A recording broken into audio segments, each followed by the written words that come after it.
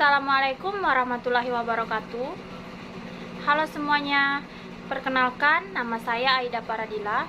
Saya dari jurusan Komunikasi Penyiaran Islam. Pada video kali ini saya akan membacakan sebuah naskah berita, yakni Hard News dan Soft News. Video ini ditujukan untuk penilaian ujian akhir semester mata kuliah Teknik Penulisan Berita. Akan menurunkan rasa bacanya monitor ya.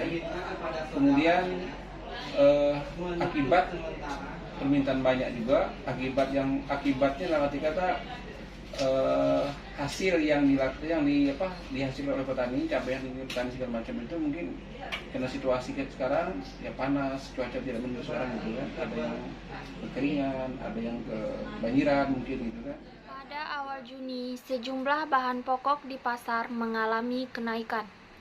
Di kota Kuala Tungkal, Kabupaten Tanjung Jabung Barat, terutama jenis minyak, telur, cabai merah, dan bawang merah, tetapi tidak semua pula barang mengalami kenaikan harga yang cukup tinggi. Melainkan hanya beberapa barang yang mengalami kenaikan harga. Seperti sekarang ini, yang kita ketahui cabai merah sedang mengalami kenaikan harga hingga mencapai ratusan ribu rupiah. Hal ini dikarenakan permintaan cukup banyak tetapi produksi yang berkurang. Sementara itu, pihak Dinas Perindustrian dan Perdagangan setiap tahunnya untuk mengimbangi harga pasar yang mengalami kenaikan, maka akan melaksanakan operasi pasar untuk menstabilkan harga di pasar. Kenaikan harga sembako ini, terutama cabai merah, tidak hanya terjadi di Kuala Tungkal saja, melainkan di seluruh wilayah mengalami kenaikan yang cukup tinggi. Dengan adanya kenaikan harga sembako di pasar, membuat pro dan kontra antara petani dan yang mengkonsumsi barang tersebut. Bagi petani, dengan naiknya harga tersebut, maka besar penghasilan yang ia dapat. Tetapi bagi konsumen yang mengkonsumsi, keberatan dengan harga-harga barang yang cukup tinggi.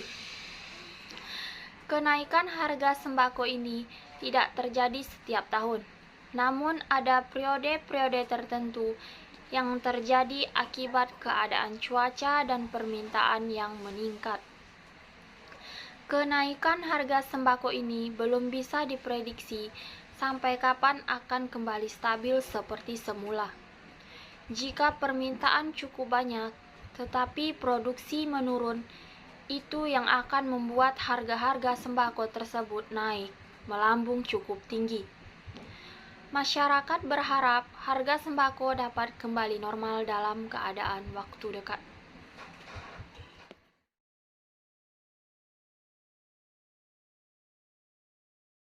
Style model sekarang memang mengalami perkembangan sangat cepat.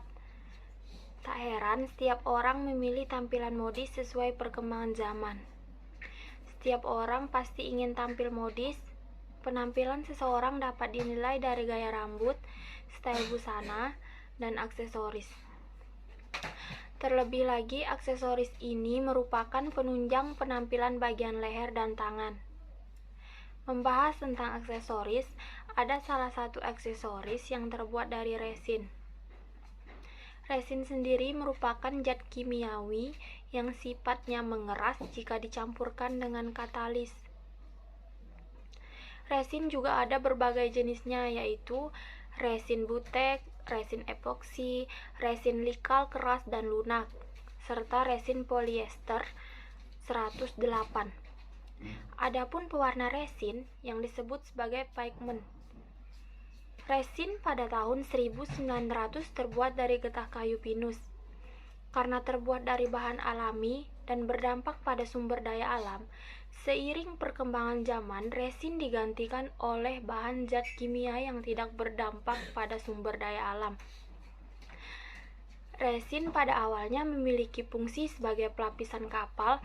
Dengan seiring perkembangan zaman, resin dapat membuat berbagai benda, seperti kap motor, yaitu resin dicampurkan dengan bahan eukalak, sebagai finishing, furnitur, pembuatan jam, yaitu jam tangan G-Shock, dan aksesoris.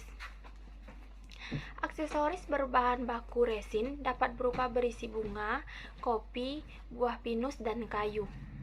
Hal ini kelebihan aksesoris resin dapat membuat banyak kreasi dari berbagai bahan tersebut.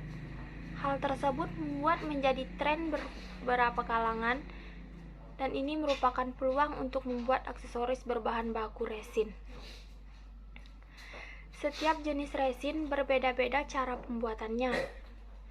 Adapun cara pembuatan resin polyester bening 108 untuk pembuatan gelang, yaitu bahan-bahan yang harus disiapkan: mol, yaitu cetakan, resin bening polyester 108 dengan merek Mary Hill, amplas dengan ukuran 100 sampai 5000, kempon untuk penghilang baret garis, busa spons khusus, serta hiasan bunga seperti bunga edelweiss, pigment, wadah untuk mengaduk resin, kempon untuk penghilang baret garis, busa spons khusus, serta hiasan bunga seperti bunga edelweiss, pigment, wadah untuk mengaduk resin, bor, dan tali kulit Korea.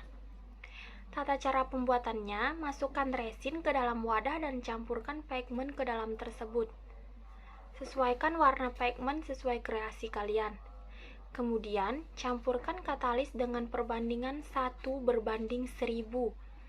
Kemudian aduk hingga sampai 1 menit ataupun hingga merata. Setelah itu masukkan ke dalam cetakan. Tunggu sampai 4 jam sampai lengket atau berubah menjadi gel. Kemudian letakkan bunga edelweiss. Lalu buat campuran baru resin dan katalis tanpa pigment.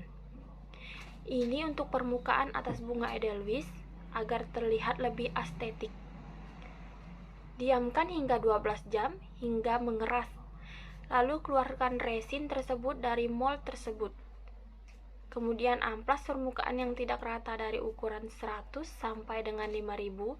Setelah itu, bor bagian tepian untuk dimasukkan tali. Jika selesai, tahap terakhir yaitu finishing. Gosokkan busa khusus di permukaan resin yang telah diberi kempon hingga mengkilat. Kemudian masukkan tali dan simpul. Jadi itulah cara pembuatan gelang resin.